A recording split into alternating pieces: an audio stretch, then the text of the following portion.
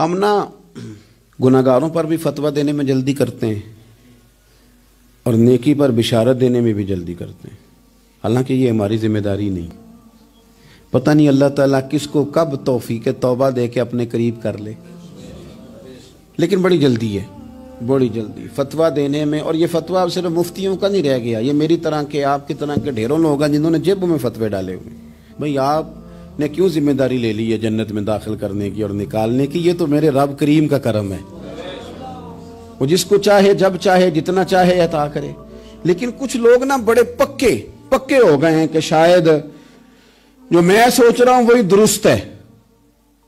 کبھی کبھی کچھ چیزیں عجیب بھی ہوتی ہیں، لہذا خدا کی رحمت پر بھروسہ کر کے بات کرنی چاہیے، اپنی مرضی کے فتوے نہیں داغنے چاہیے۔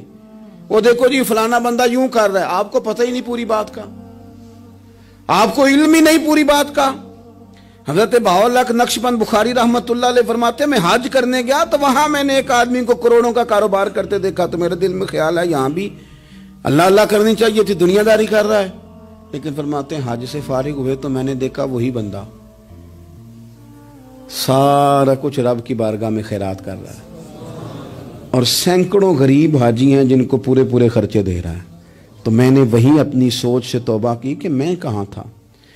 بڑی جلدی کھڑے نہ ہو جائیں۔ حضرت حسن بصری رحمت اللہ تعالیٰ علیہ ارشاد فرماتے ہیں کہ میں دریا کے کنارے گیا تو وہاں میں نے ایک شخص کو دیکھا، وہ اپنی ایک خاتون کی گود میں سر رکھ کے بیٹھا اور قریب ایک بوتل بھی پڑی ہے۔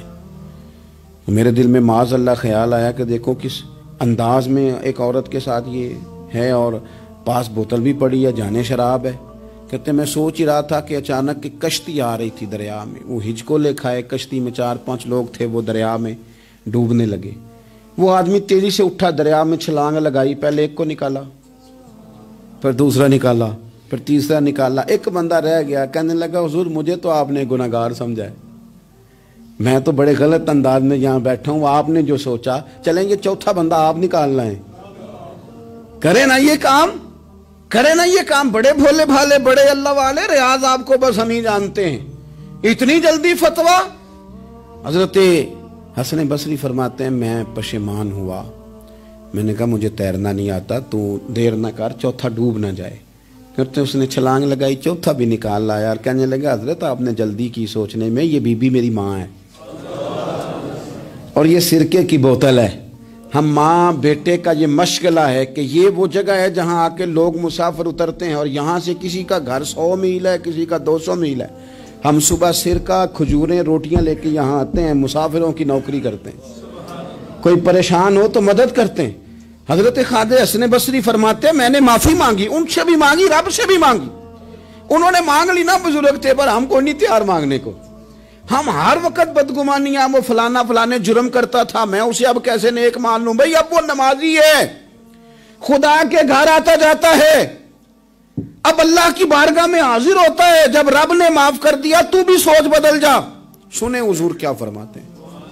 نبی پاک صاحب اللہ صلی اللہ تعالی علیہ وسلم فرماتے ہیں، مسند امام احمد بن حنبل دیکھیے، فرمایا رب اس وقت بڑا ہی مسکرائے گا جب قاتل بھی جنت میں جائے گا، مقتول بھی جنت میں جائے گا۔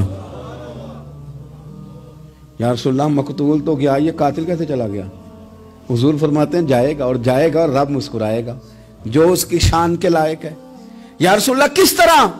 تو نبی پاک صلی اللہ علیہ وسلم فرمانے لگے اس نے ایک مومن کو قتل کیا تھا، وہ شہید ہو کے جنت میں چلا گیا، اب اللہ نے بعد میں اسے توبہ کی توفیق دے دی۔ پہلے اس نے کلمہ پڑھا، پھر یہ میدان میں اترا، کافروں سے لڑا، یہ شہید ہوا، رب نے اسے بھی جنت دے دی۔ قاتل بھی جنت میں، مقتول بھی جنت میں، اور بات اتنی انوکھی ہے کہ رب دیکھ کے مسکرا رہا ہے، جو اس کی شان کے لائق ہے۔ ہم جلدی میں ہیں، ہم انتظار نہیں کر رہے کہ شاید توبہ کر جائے، ہم انتظار نہیں کر رہے۔ لیکن میرے عزیز اتنی جلدی نہ کریں، سوچوں کا صاف ہونا، ذہنوں کا پاک ہونا، اور لوگوں کے بارے میں گمان کا اچھا ہونا، میں کہتا ہوں کہ ہم اپنی غلطیوں سمیت اپنے آپ سے بڑا پیار کرتے ہیں، اور دوسرے کی ایک غلطی نظر آ جائے تو ہمیں گھین آنے لگ جاتی ہے۔ آپ جلدی نہ کریں، مالک نے موقع دیا ہے بندوں کو، نہ وہ کسی کا رزق چھین رہا ہے، نہ سانسیں چھین رہا ہے، وہ اپنی زمین پہ چلنے بھی دے رہا ہے، رہنے بھی دے رہا ہے، تو جب اس نے موقع دیا ہے آپ بھی تھوڑا